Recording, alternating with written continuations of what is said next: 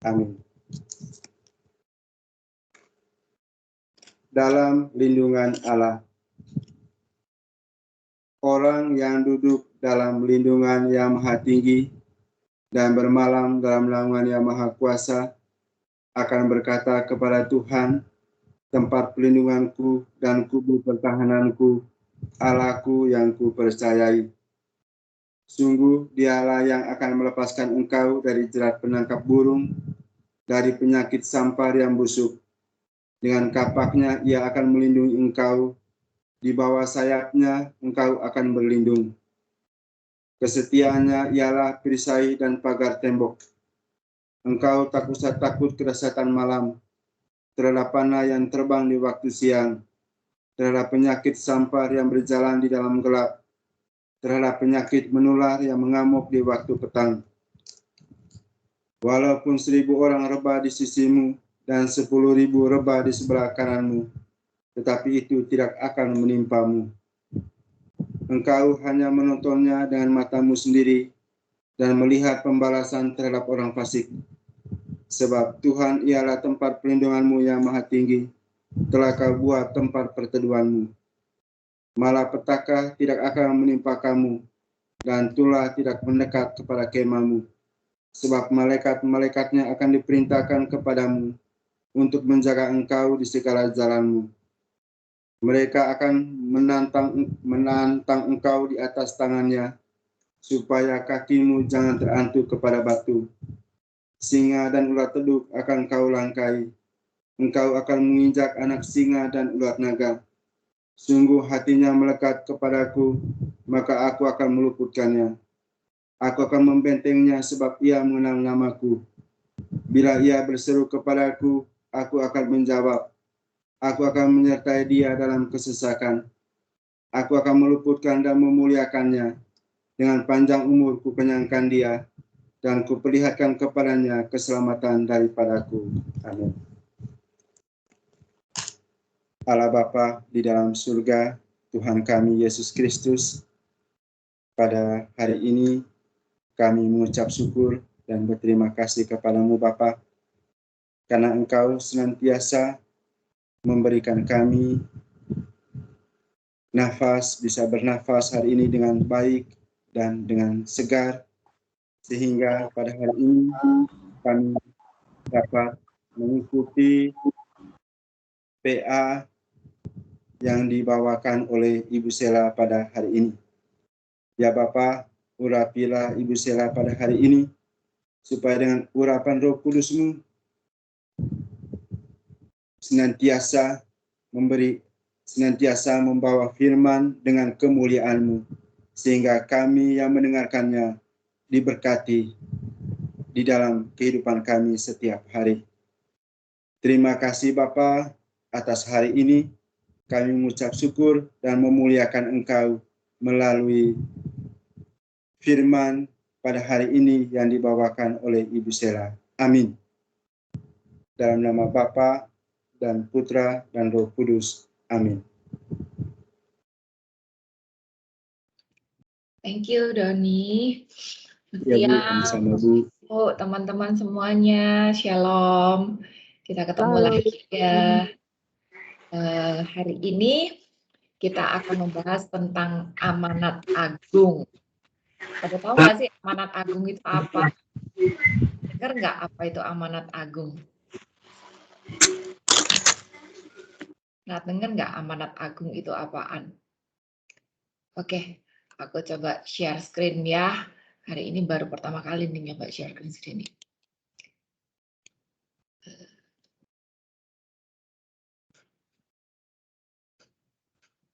Oke, kelihatankah?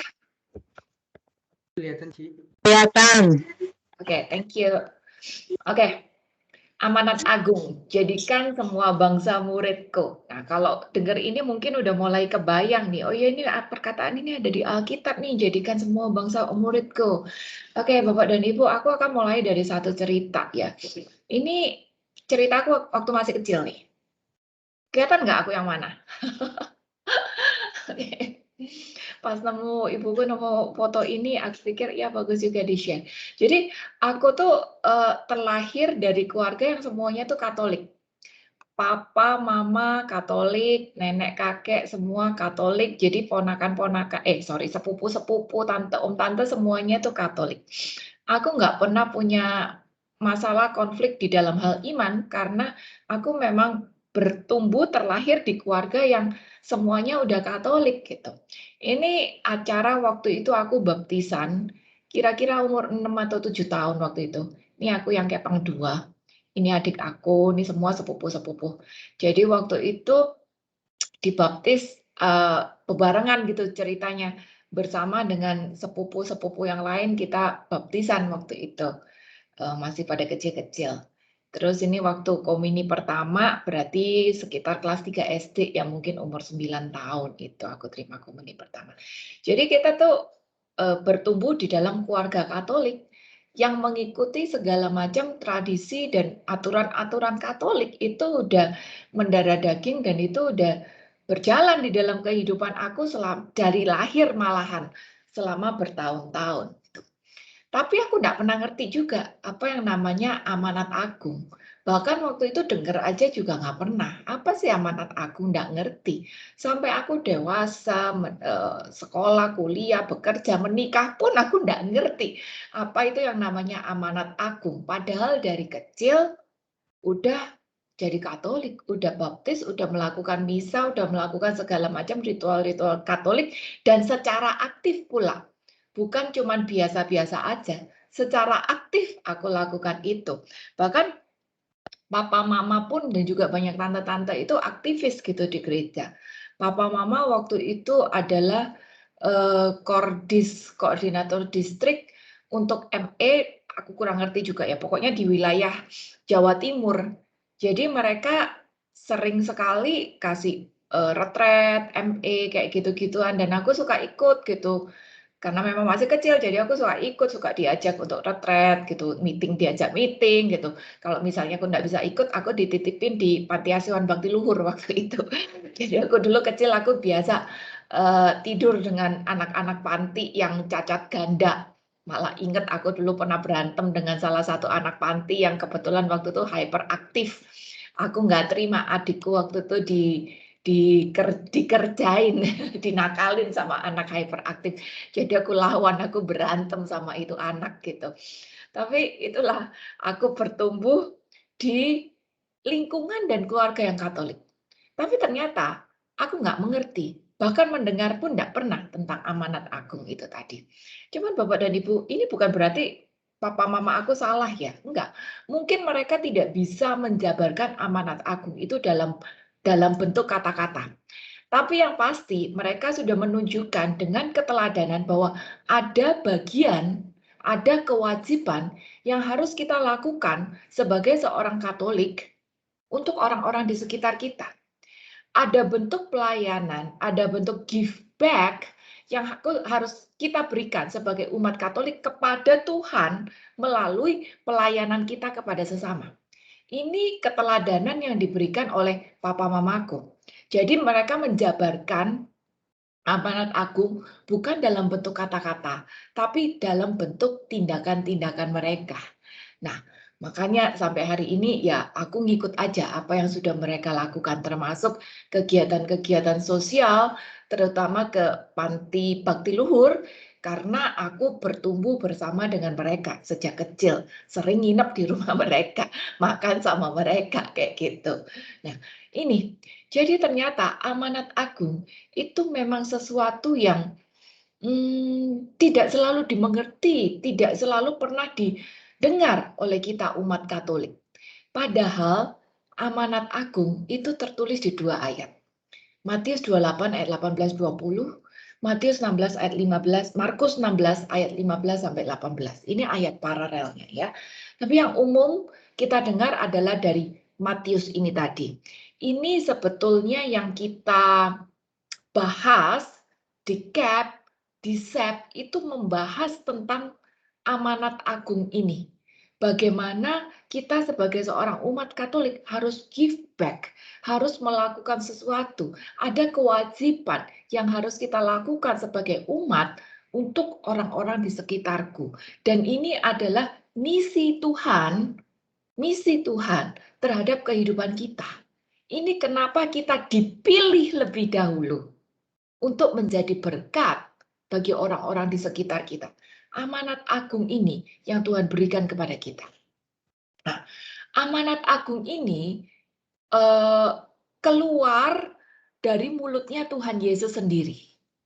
Jadi itu penting, karena yang ngomong Tuhan Yesus sendiri. Bukan rasul, bukan siapa-siapa, tapi Tuhan Yesus sendiri. Dan ini diomong sama Tuhan Yesus pada waktu dia mau terangkat ke surga. Ya, jadi ini penting banget.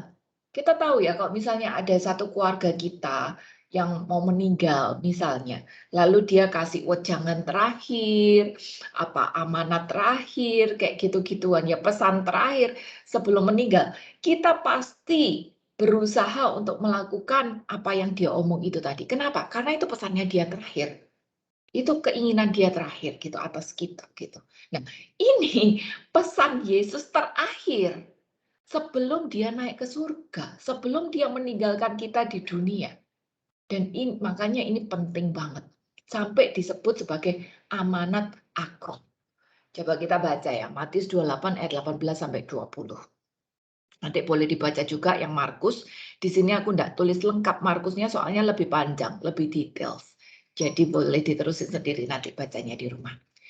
Kepadaku telah diberikan segala kuasa di surga dan di bumi. Karena itu, pergilah, jadikan semua bangsa muridku, dan baptislah mereka dalam nama Bapa dan Anak dan Roh Kudus.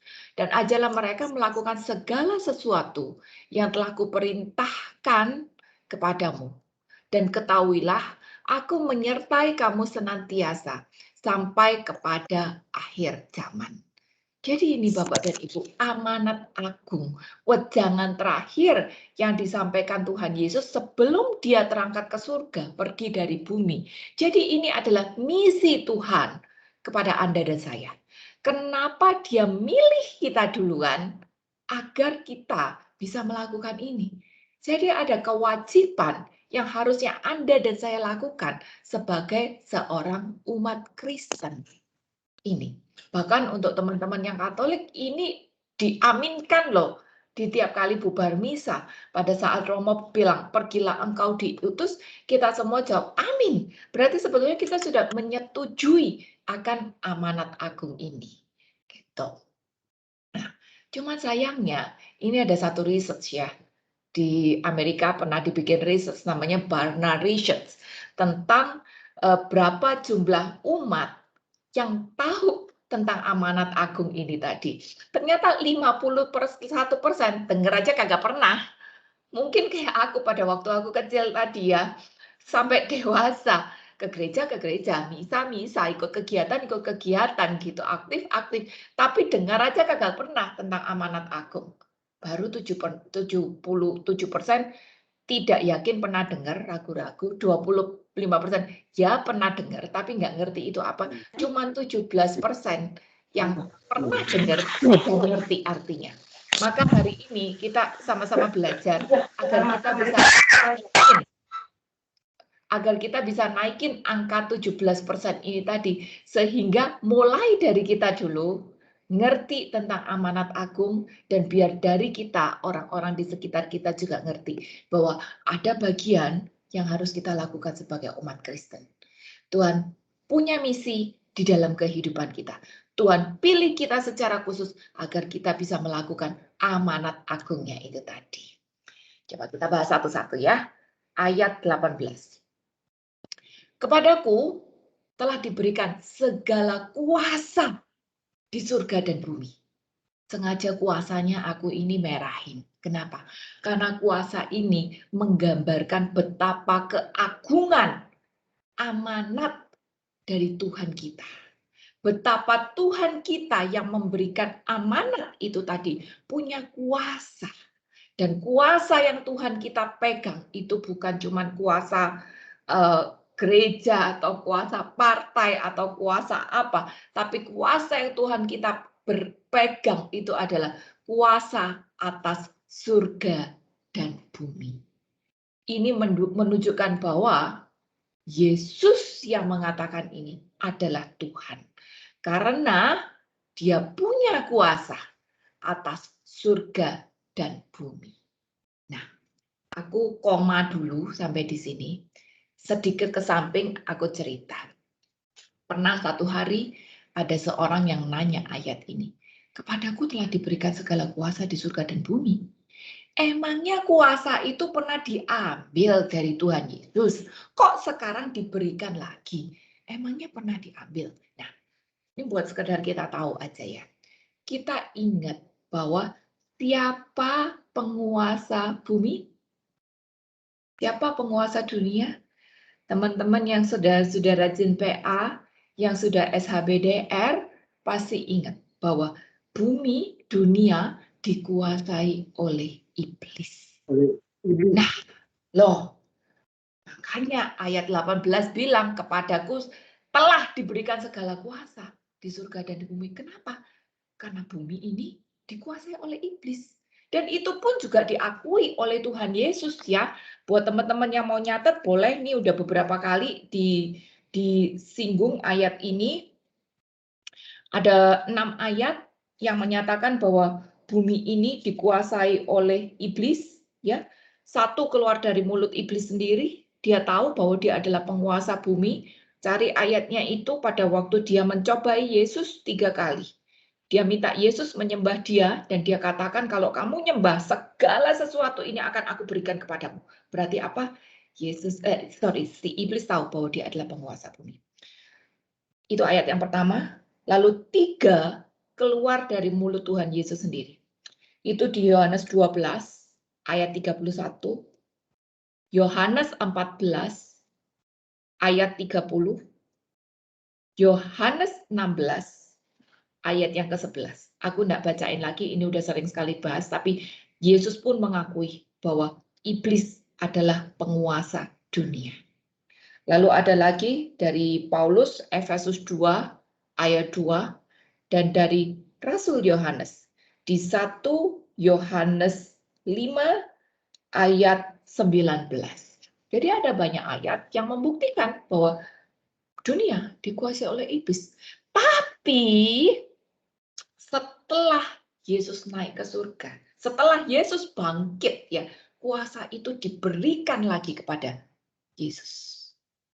Kuasa itu diberikan lagi kepada Yesus. Jadi kuasa yang tadinya direbut oleh iblis karena kejatuhan manusia atas dosa, maka saat Yesus bangkit, kuasa itu diambil balik oleh Yesus.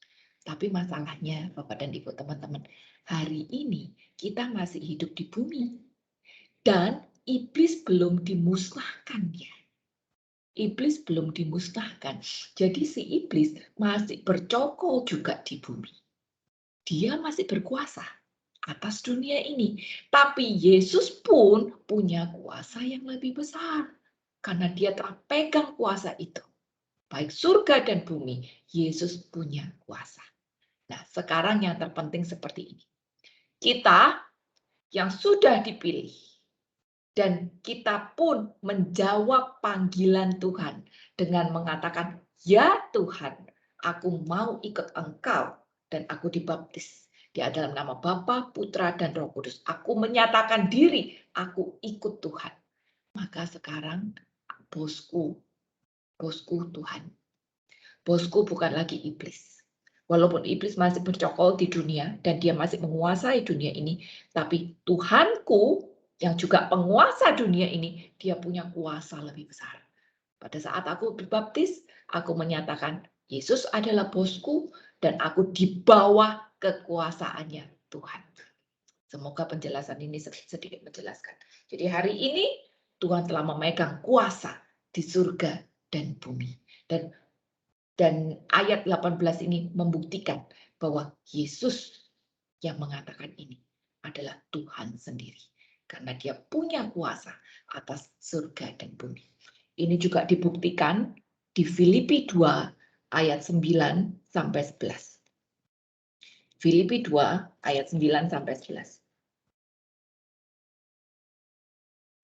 Itulah sebabnya Allah sangat meninggikan dia dan mengaruniakan kepadanya nama di atas segala nama, supaya dalam nama Yesus bertekuk lutut segala yang ada di langit dan yang ada di atas bumi dan yang ada di bawah bumi. Dan segala lidah mengaku Yesus Kristus adalah Tuhan bagi kemuliaan Allah Bapa. Lihat, ayat membuktikan bahwa Yesus itu adalah Tuhan dan dia megang kuasa atas surga dan bumi. Walaupun iblis masih berkuasa di sini, tapi kuasa Yesus yang adalah Tuhan melampaui segalanya.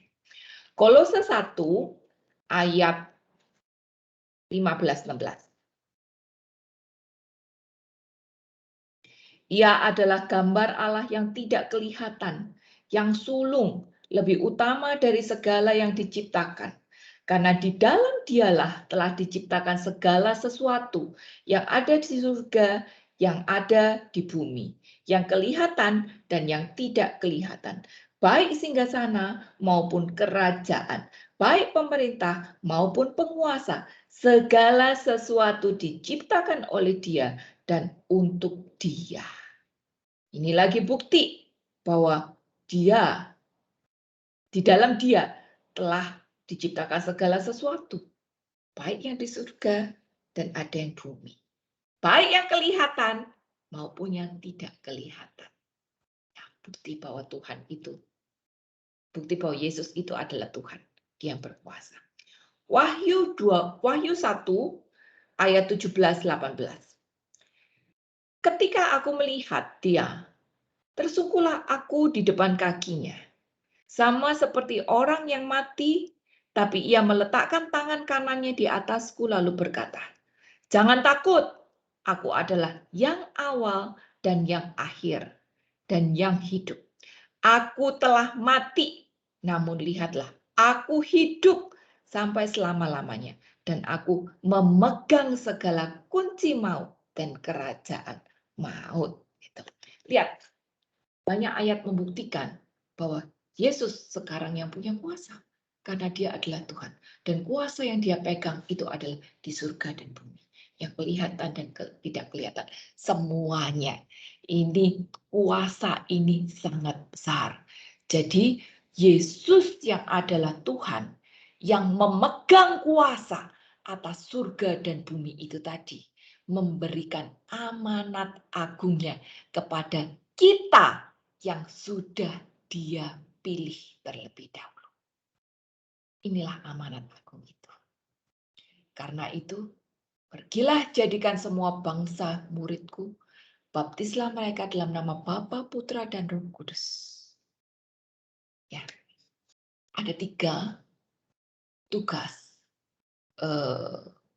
yang harus kita lakukan di dalam pelaksanaan amanat agung itu tadi. Di ayat yang 9a bilang, karena itu pergilah, jadikan semua bangsa muridku. Ini adalah tugas pertama. Yang pertama, kita disuruh pergi. Pergi itu apa sih? Pergi itu berarti saya harus jemput bola. Saya yang harus melangkah. Saya yang harus aktif keluar. Itu konsep dari gereja. Saya yang harus keluar. Bukan nunggu orang datang. Bukan nunggu orang nanya sama kita. Bukan tunggu orang datang minta tolong sama kita. Enggak. Tapi kita disuruh pergi. Berarti kita yang disuruh aktif untuk keluar dan jemput bola. Sekarang refleksikan ke diri kita sendiri. Sudahkah kita lakukan bagian ini tadi? Pertama ini, pergi. Do something. Keluar dari zona nyaman kita. Jangan cuma mikir apa yang aku bisa, apa yang nyaman untuk aku. Tapi keluar dari zona nyaman berarti aku berani keluar untuk pergi. Untuk do something bagi orang-orang di sekitar. Untuk lihat orang di sekitarku ini tadi butuh apa.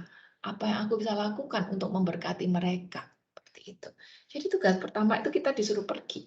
Tapi jelas pergi, keluar, aktif, itu bukan cuma pergi ke tempat sembarangan ya, tapi pergi untuk ngajar, Ngajar itu bukan menggurui ya. Ngajar itu bukan berkhotbah. Tapi ngajar itu mungkin seperti papa mamaku ngajar aku. Bukan ngajar dengan kata-kata, tapi ngajar dengan keteladanan. Ngajar lewat gaya hidup mereka. Dan namanya ngajar itu kan bukan cuma 1-2 kali jadi. Tapi ngajar itu kan perlu continuity, berkesinambungan.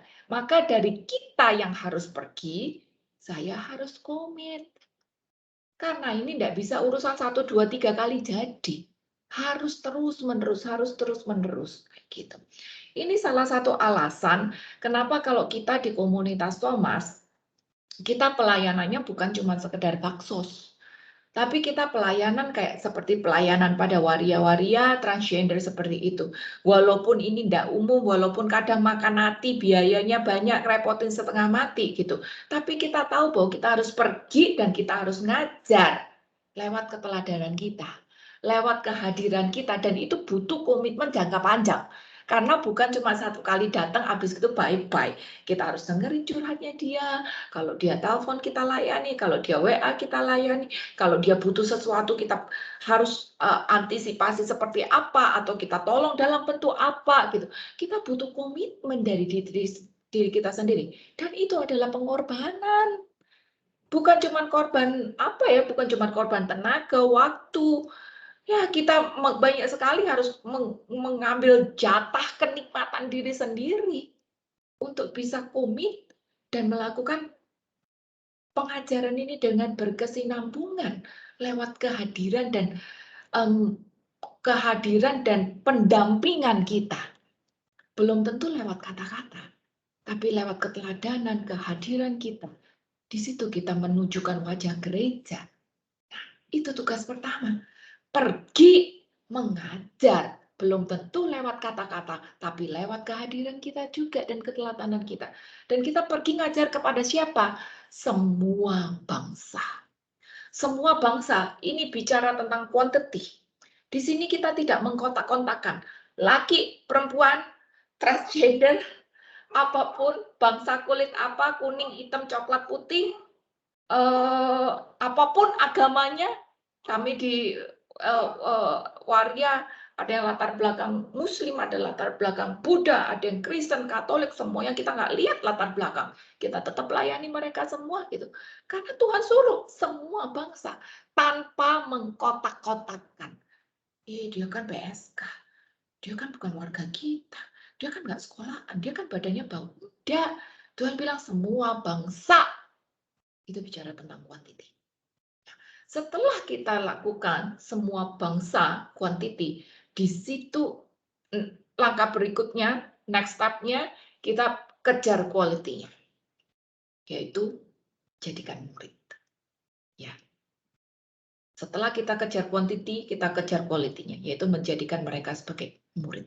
Bukan cuma sekedar kenal Tuhan, tapi hidup di dalam Tuhan. Bukan cuma sekedar jadi pengikut Kristus, tapi jadi murid Kristus. Nah, di sini Bapak dan Ibu teman-teman, kita tidak mungkin memuridkan orang lain kalau saya sendiri belum jadi murid. Saya harus jadi murid duluan, baru saya bisa memuridkan orang. Jadi sekarang cek diri sendiri. Saya ini, tapi aku yakin di sini bukan lagi kelas pengikut ya, bukan lagi kelas orang yang mencari roti. Kita sedang berjuang untuk menjadi seorang murid, sehingga kita bisa melakukan pemuridan kepada orang-orang di sekitar kita, dimanapun kita diutus hari ini. Jadi ini tugas pertama. Kita disuruh pergi, lalu mengajar lewat keteladanan, lewat kehadiran kita, dan ini butuh komitmen dan secara berkesinambungan, mengajar semua bangsa, mengajar kuantitinya, lalu menjadikan mereka murid, mengajar kualitasnya. Ini baru tugas pertama. Lalu tugas yang kedua, kalau kita udah lakukan itu, ini.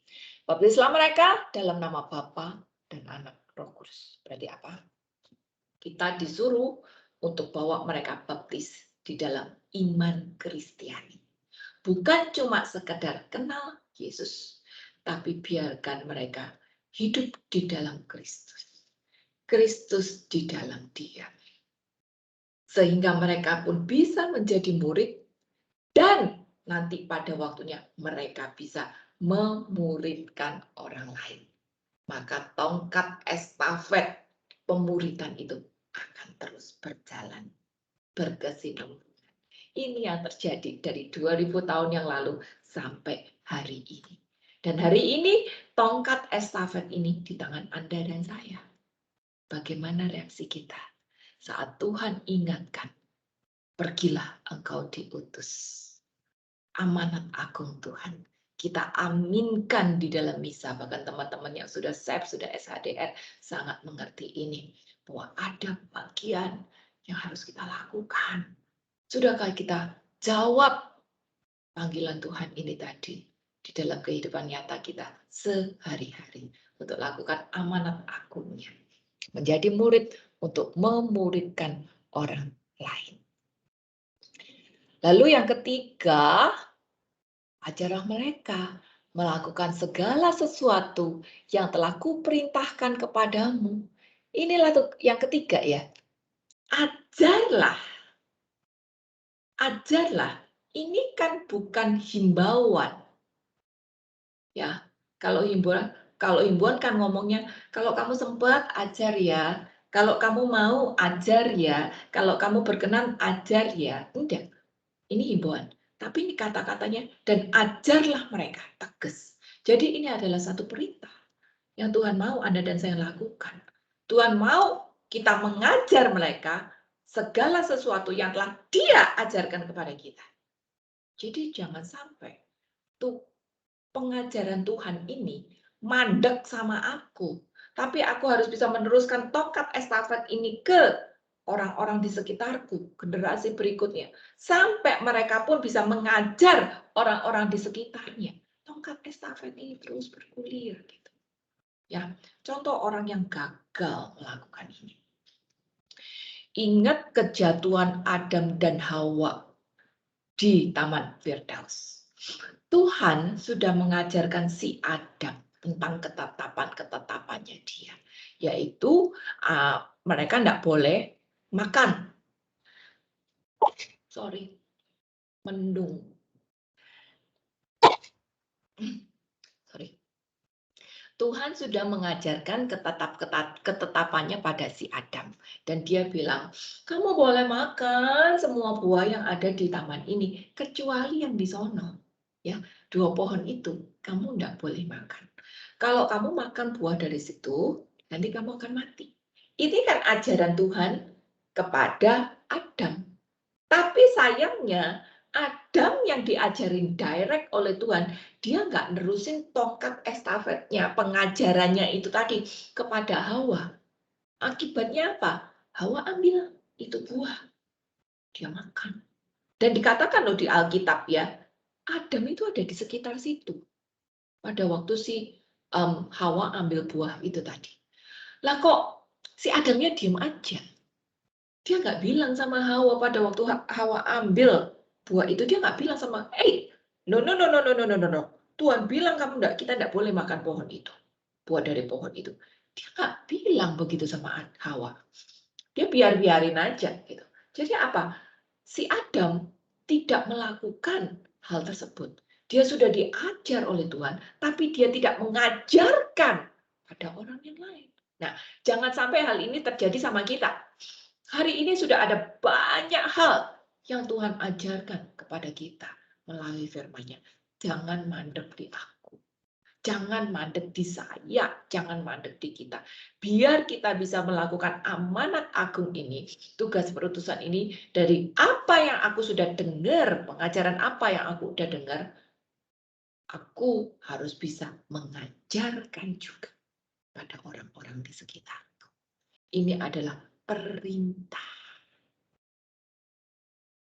Ini adalah perintah Tuhan sendiri. 2 Timotius 2 ayat yang kedua.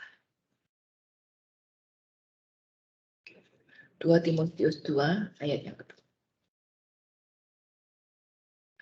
Apa yang telah engkau dengar daripadaku di depan banyak saksi, percayakanlah itu kepada orang yang dapat dipercayai dan juga cakap untuk mengajar orang lain. Sama maksudnya. Apa yang kita udah dengar, kita kudu ajarin juga orang-orang di sekitar kita. Biar dia nanti bisa ngajar lagi ke orang-orang sekitarnya. Ingat, ini adalah perintah Tuhan. Jadi Bapak Ibu teman-teman, hari ini waktunya kita introspeksi. Sudahkah saya lakukan ketiga tugas dari amanat agung Tuhan ini tadi? Jangan sampai apa yang aku sudah pelajari mandek di aku. Karena Tuhan udah jelas suruh kita ajar agar mereka bisa melakukan segala sesuatu yang telah kuperintahkan kepadamu. Tapi sekali lagi jangan takut, ya. Cara kita mengajar bukan dengan khotbah, bukan lagi dengan menggurui, apalagi dengan menggurui, gitu. Tapi cara kita mengajar adalah lewat keteladanan hidup kita. Seperti yang papa mama aku lakukan. Tidak lewat kata-kata, tapi lewat tindakan dan perbuatannya. Itulah amanat aku. Jadi mungkin kalau bisa disamerikan, itu kurang lebih seperti ini ya. Visi misi Tuhan atas hidup kita. Kenapa dia manggil kita lebih dahulu? Kenapa dia milih kita lebih dahulu? Dan masih memberi kita kesempatan hidup hari ini di tempat di mana kita berada. Di dalam lingkungan ini, keluarga ini, pekerjaan ini, RT, RW ini gitu ya. Karena dia mau kita jadi berkat ini.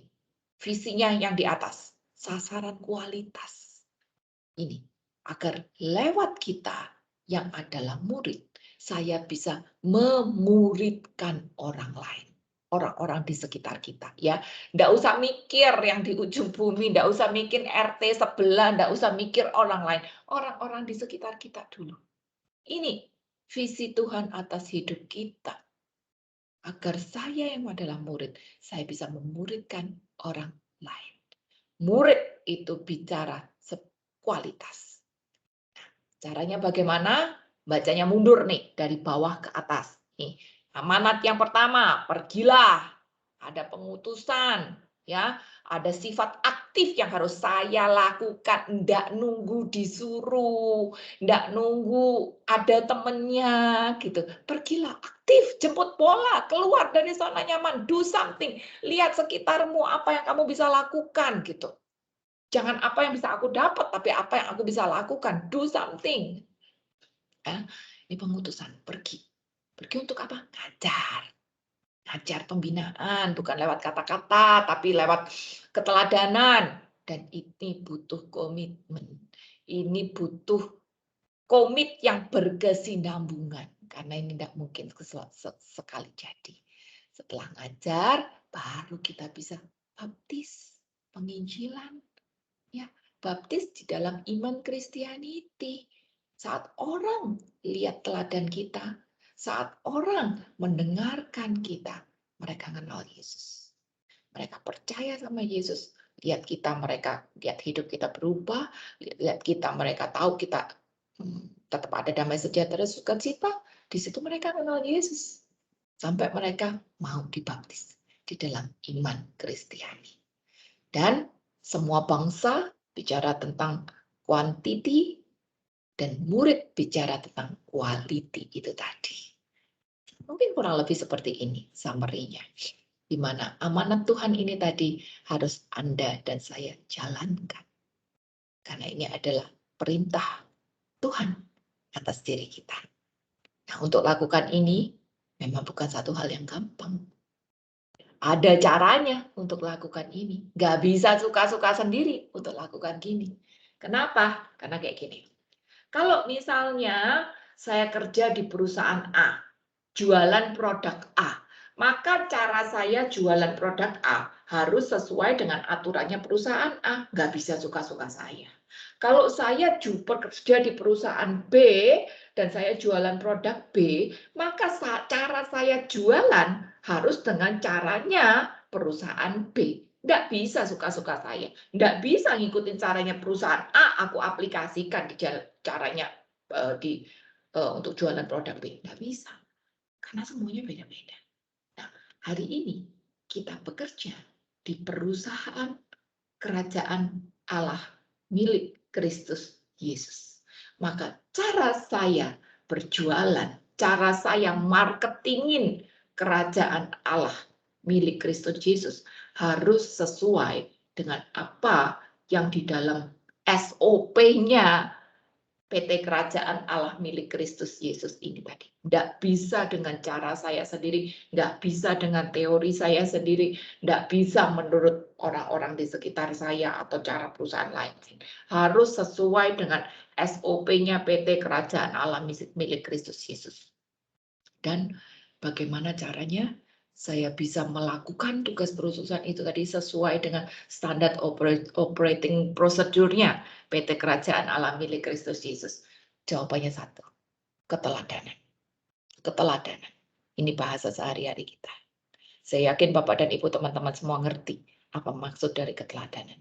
Karena lewat keteladanan itu tadi, kita bisa melakukan seluruh 3 dari breakdown amanat agung itu tadi. Pergi, menjadikan semua bangsa murid, baptis mereka, sampai mereka bisa mengajarkan lagi. Keteladanan. Ini kenapa Tuhan Yesus juga mengatakan Matius 5 ayat 48. Karena Tuhan tahu, kalau kita sakarpe dewe, kita tidak berubah, biarpun mau berdoa 7 jam sehari, khatam Alkitab 1 tahun habis 1 buku ya, tapi selama kita tidak berubah dan menjadi teladan, kita tidak akan pernah bisa melakukan amanat agung itu tadi. Jadi keteladanan itu penting.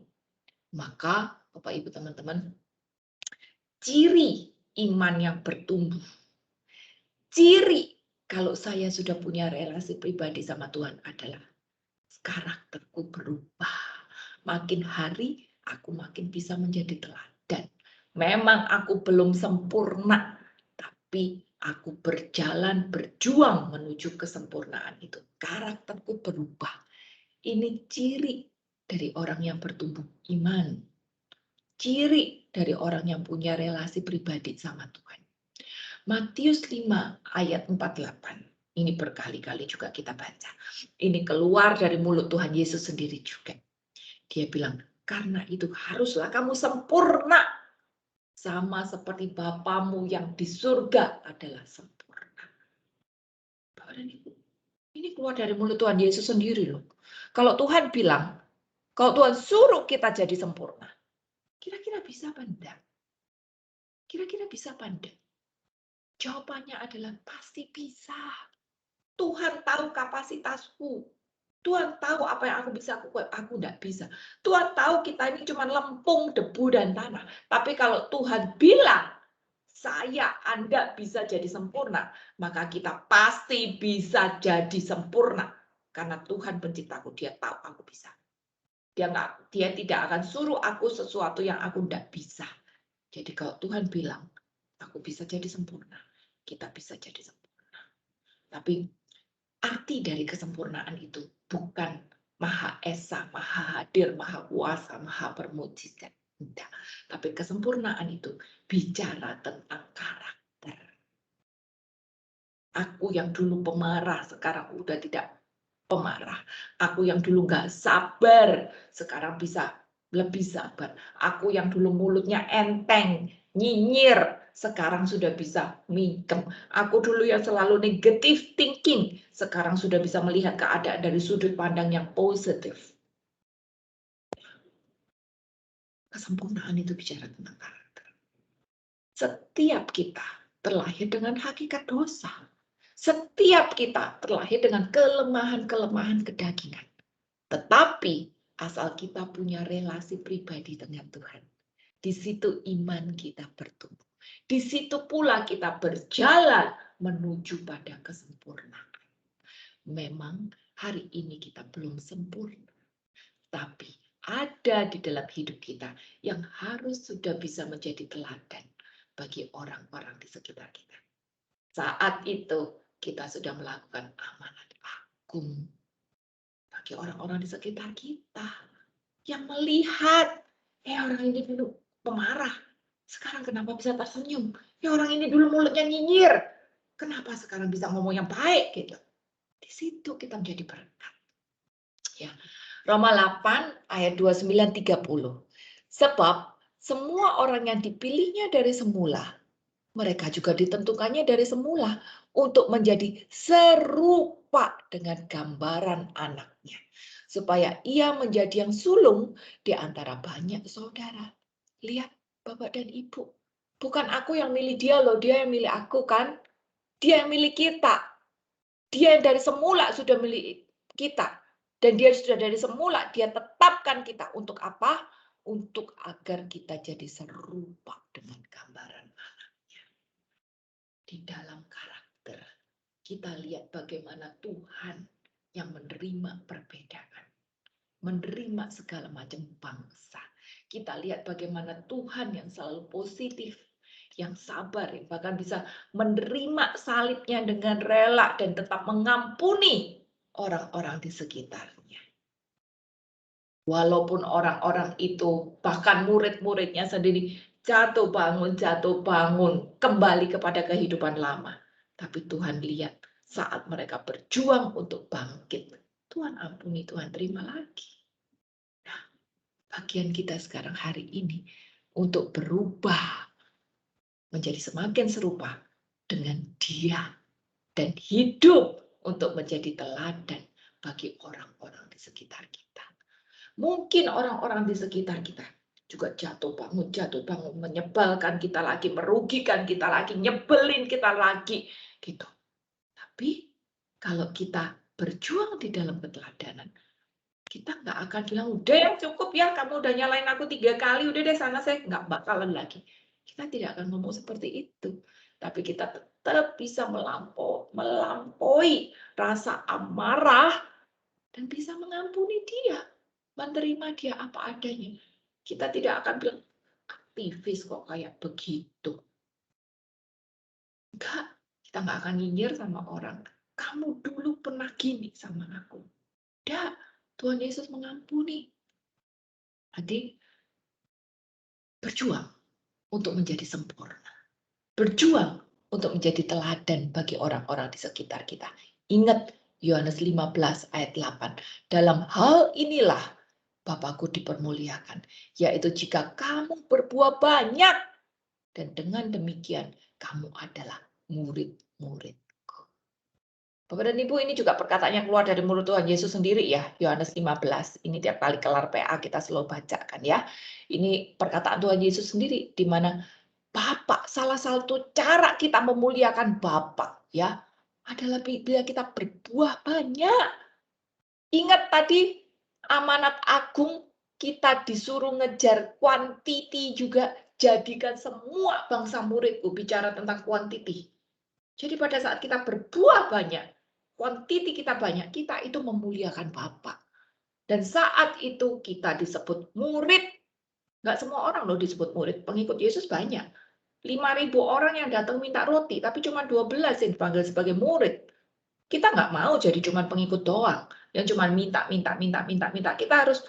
Kita dipilih agar kita bisa menjadi seorang murid. Kita bukan dipilih agar kita cuma jadi pengikut. Karena pengikut tidak ada karyanya, tapi murid ada karyanya. Jadi kita dipilih agar kita ada karya, yaitu berbuah banyak. Kalau kita berbuah banyak, graduation, twing, jadi murid. Setelah itu, setelah berbuat banyak, kita kejar kualitasnya. Saya jadi murid, maka saya mau memuridkan orang-orang itu juga. Ini amanat agung. Dan ini SOP yang harus kita lakukan. Yaitu saya berubah dulu. Saya jalin dulu relasi sama Tuhan agar saya berubah dulu. Agar saya makin sempurna di dalam Dia. Dan saya bisa jadi teladan bagi orang-orang di sekitarku. Nah, kalau saya sudah lakukan itu, baru janji penyertaan ini digenapi. Matius 28 ayat 20b bilang, aku menyertai kamu senantiasa sampai kepada akhir zaman. Ini kalau ngomong kasarnya ya, penyertaan Tuhan itu tidak selalu untuk semua orang, tapi penyertaan Tuhan itu sudah pasti bagi Anda dan saya.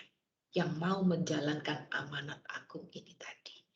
Penyertaannya akan selalu ada sampai akhir zaman, selama-lamanya, selama kita berjuang untuk menjalankan amanat agung ini. Di situ penyertaan Tuhan juga dibuktikan. Kisah 1 ayat 8. Tetapi kamu akan menerima kuasa kalau Roh Kudus turun ke atas kamu. Dan kamu akan menjadi saksiku di Yerusalem dan di seluruh Yudea dan Samaria dan sampai ke ujung bumi. Lihat, Tuhan pun akan memberi kita kuasa lewat Roh Kudus-Nya. Saat kita mau menjalankan amanat agung itu tadi, Tuhan kasih kita kuasa lewat Roh Kudus-Nya. Lewat Roh Kudus, lewat kuasa itu tadi, kita akan bisa menjadi saksi.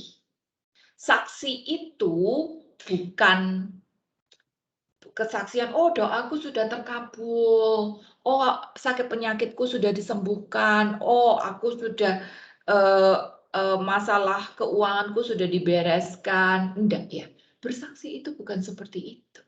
Tapi bersaksi itu adalah bagaimana kita bisa menunjukkan kepada orang-orang di sekitar kita.